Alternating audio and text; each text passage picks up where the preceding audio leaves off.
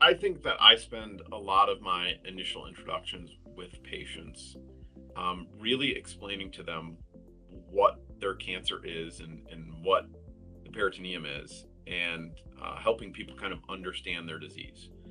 And that's part of what I wanted to do tonight. So the way I think about this is that the peritoneum is a place.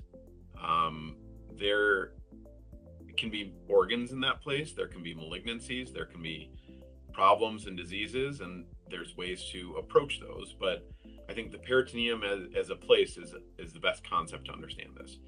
And so one more thing from my background that you'll have to indulge me in is that my father, to this day, still owns and operates a landscaping company called Wach Landscaping.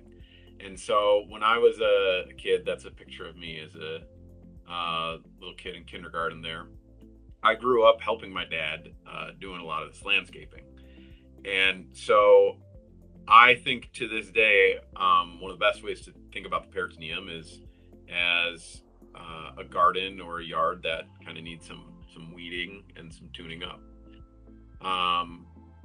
So here's the example I'll give of how a peritoneal malignancy forms. This is the most common way to envision it. So if you have a tumor that starts in the colon or the stomach or the appendix, it's kind of like this dandelion here. It can release seeds that can spread around the abdominal cavity. And those seeds can implant on the peritoneal surfaces. And if you give those enough time, the seeds start to grow and they form weeds like this.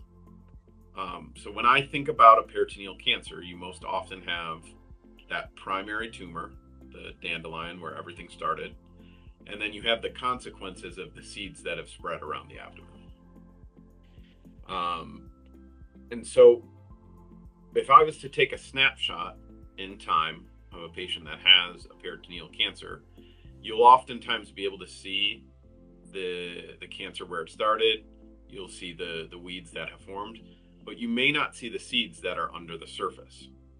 And so when we address this, we need to both have a way to remove those weeds in the tumor where it started, and in that big metaphor, I say a lawnmower because that's surgery, that's removing those things.